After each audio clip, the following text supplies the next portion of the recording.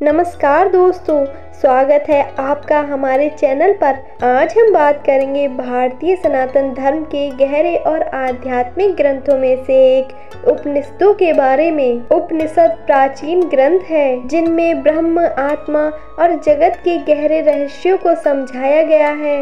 ये वेदों का अंतिम हिस्सा है और इन्हें ही वेदांत भी कहा जाता है। उपनिषदों की शिक्षाएं हमें जीवन के वास्तविक उद्देश्य को समझने, आत्मज्ञान प्राप्त करने और मोक्ष की प्राप्ति का मार्ग दिखाती हैं। तो आइए इस वीडियो में हम बात करेंगे उपनिषदों के एक महान उपनिषद एकाक्षर उपनिषद के बारे में। इस वीडियो में हम एकाक्षर उपनिषद का सार प्रस्तुत करेंगे। कृष्ण यजुर्वेद से संबंध इस उपनिषद में ऋषि एक ही अक्षर अर्थात अविनाशी परमात्मा को अंतरिक्ष में प्रवाहित सोम, सुषुम्ना में संचारित प्राण तथा पूरे विश्व में संचारित जीवन तत्व के रूप में अनुभव करते हैं। उन्हें ही विघ्ननाशक अरिष्ट नेमि से लेकर कुमार कार्तिकेय के रूप में सक्रिय देखते हैं। उसी परम तत्व को इंद्र, रुद्र, सूर्य आदि की विशेषताओं के रूप में तीनों गुणों में, चारों वेदों तथा चराचर जगत में समव्याम देखते हुए साधकों को उसी एकमात्र अविनाशी की उपासना द्वारा अविभाज्य भ्रमों का उच्छेदन करके जीवन मुक्त ज्योति स्वरूप हो जाने का उपदेश दिया गया है।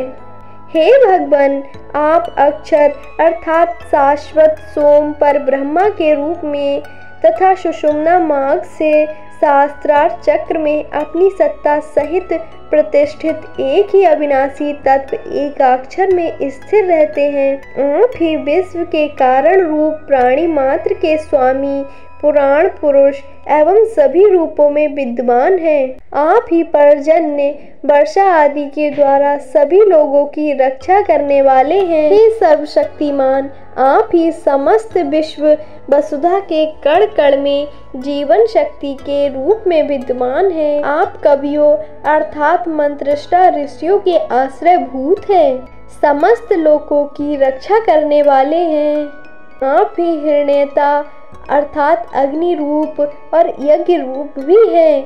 आप ही एकमात्र विराट एवं पूर्ण पुरुष हैं। सृष्टि के संकल्प का बीज जब ब्रह्म के तेजस में पकता है तब उसे हिरण्य गर्भ कहते हैं तथा जब पर ब्रह्म संकल्प बीज का आधान करता है तो उसे हिरण्यता कहते हैं। जिस प्रकार माला के प्रत्येक दाने में सूत्र रहता है अर्थात धागा रहता है, उसी प्रकार आप ही प्रमुख सूत्र रूप में समस्त विश्व में प्राण रूप में संव्याप्त एवं उसके उत्पत्ति के कारण स्वरूप है। आपने ही समस्त विश्व को एक पग में माप लिया है, अतः आप ही इस विश्व संरचना की उत्पत्ति स्थल भी है।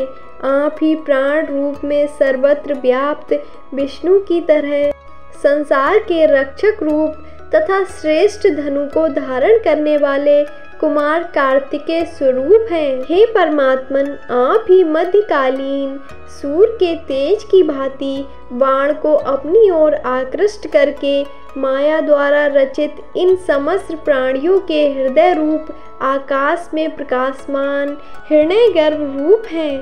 आपके ही दिव्य प्रकाश से भगवान भास्कर आकाश में प्रकाशित होते हैं।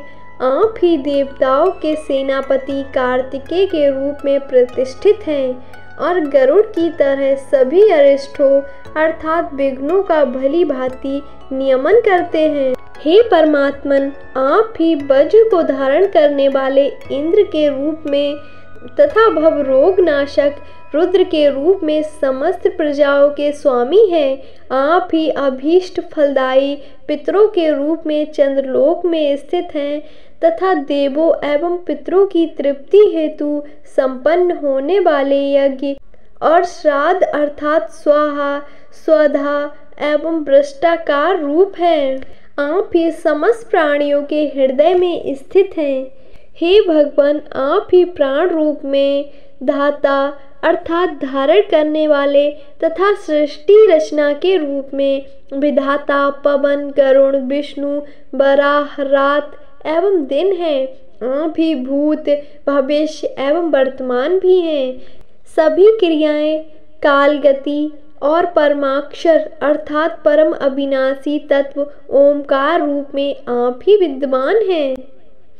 जिसके मुख से ऋग्वेद, यजुर्वेद और सामवेद आदि उत्पन्न प्रकट होते हैं, वे आप ही हैं।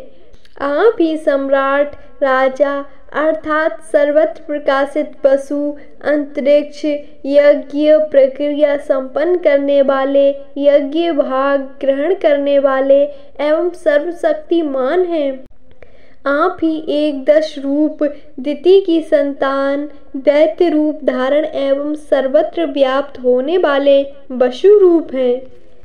हे परमात्मन, विभिन्न रूपों वाले आप ही सूर्य मंडल में विद्यमान तथा अन्य अर्थात अन्य एवं जीव के हृदय में स्थित हैं। अंधकार को विनष्ट करते हुए प्रतिष्ठित हैं। जिस विराट स्वरूप के हृदय रूप आकाश में ब्रह्मांड गर्भिणी, ब्रह्मांड को अपने गर्भ में धारण करने वाली सुनाभि, श्रेष्ठ नाभि केंद्र या माया स्थित है, वह भी आप ही हैं।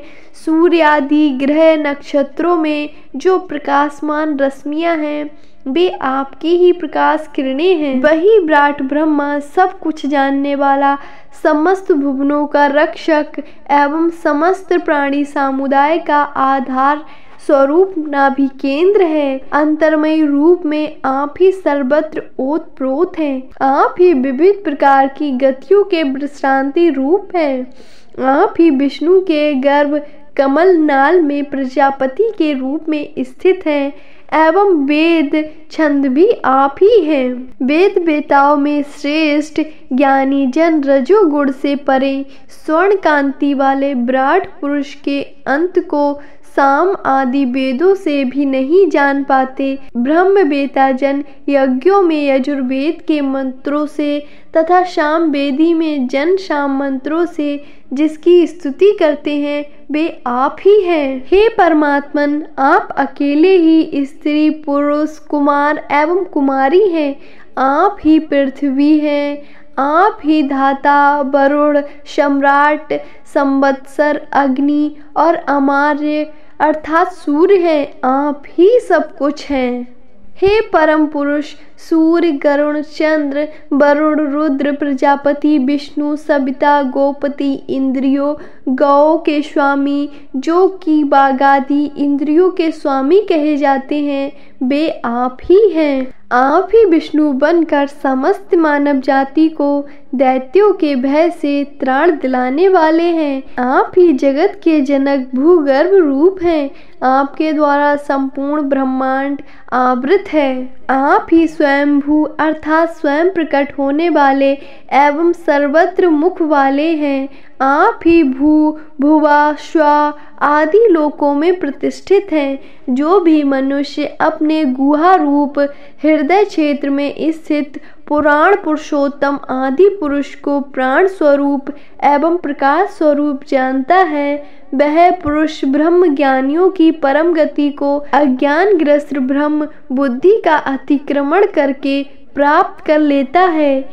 यही उपनिषद है अर्थात रहस्यात्मक ज्ञान है।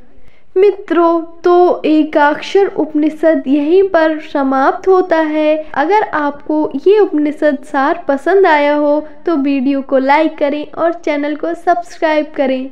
धन्यवाद।